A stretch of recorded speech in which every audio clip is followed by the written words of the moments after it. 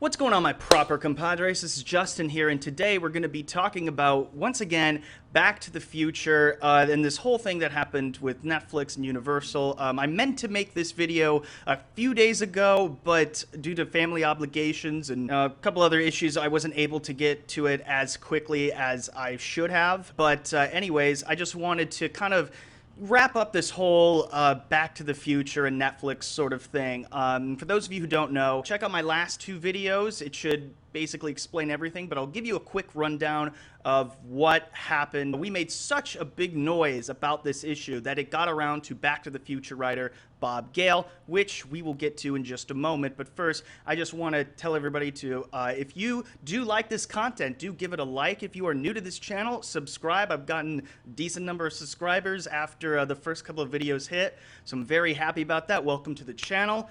Greatly appreciate all of you here, and let's get into it. So just a quick rundown of what happened. A friend of mine, Salty Nerd, had noticed this edit in the Netflix version of Back to the Future Part 2 where Marty gets the almanac, or is trying to steal the almanac back from Biff, but he finds out it's Ooh La La. It is this, 1950s like kind of risque magazine. Then, as we figured out while watching it, the cover for some reason was edited out in this version very sloppily. And it got a decent amount of traction, right up to the point where Netflix, just a couple of days later, released the unedited, unaltered version. And then I think a day or two afterwards, The Hollywood Reporter came out with an article where they sat down with Back to the Future writer Bob Gale, who addressed this issue. Bob Gale says neither he nor director Robert Zemeckis knew the Netflix version, streamed version, existed, which blows my mind, because as we've seen earlier in my last video, I showed you this image where somebody on Facebook had been talking about this and realized that it was an issue 5 years ago. So this edit has been going on, it has been circulating for over 5 years and nobody even noticed. Bob Gale is asking fans not to be too hard on Netflix for a censored version of Back to the Future Part 2, which was streaming for a short while. Fans of the series were irritated when they discovered a tiny portion of the 1989 sequel was changed poorly.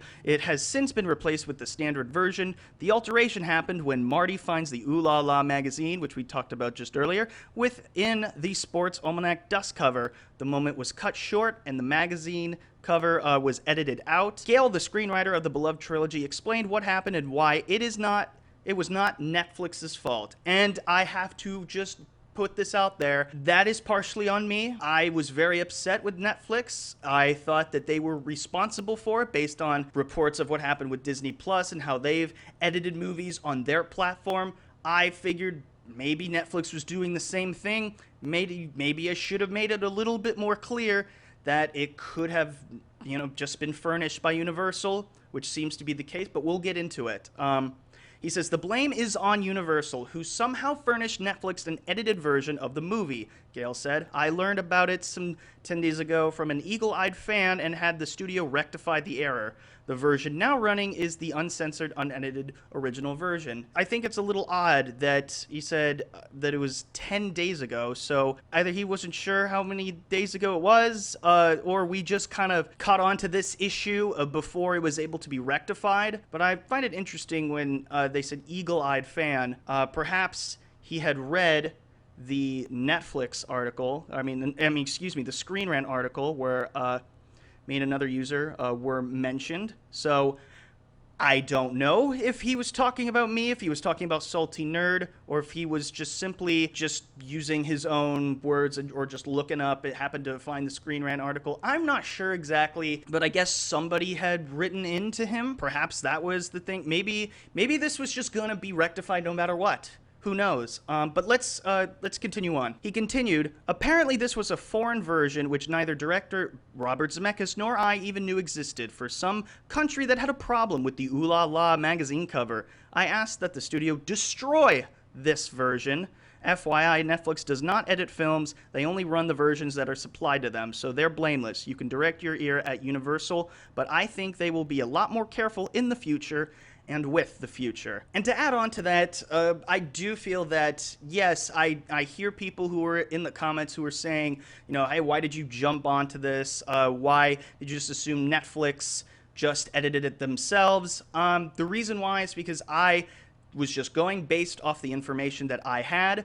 With this new information coming out that it was actually Universal who supplied this this version of the film. I apologize. I'm going to apologize to Netflix for saying "F you, Netflix" at the end of my last at the end of that video, because it was not their fault. I take at least partial responsibility for, putting the fire towards Netflix and saying, hey, this isn't cool. But regardless, I still think that what I said in the video is still relevant to, first off, hold on to your physical copies, number one. And two, what I really feel is that having these new edited versions just to appease some marginal group of people, just some weird subsection of, people who are just offended by a magazine cover, which is not even a big deal. I don't even understand it. To have that even exist in the first place is just ridiculous. It is what it is, but it has been rectified on the US version of Netflix. But I've also, just real quick, I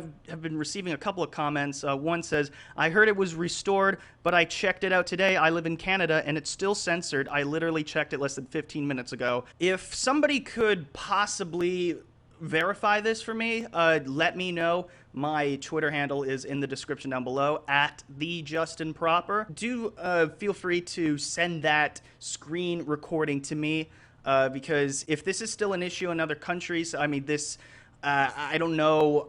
I don't know what the deal is, but apparently it was fixed in America. But if it's not fixed in other countries where it otherwise should, please let me know. This is like Michael J. Fox's home country, so it would be really weird like having that version still there. But anyways, once again, I apologize to Netflix for putting the blame on you guys, because that was not fair, and it was wrong. I was wrong, and that's okay.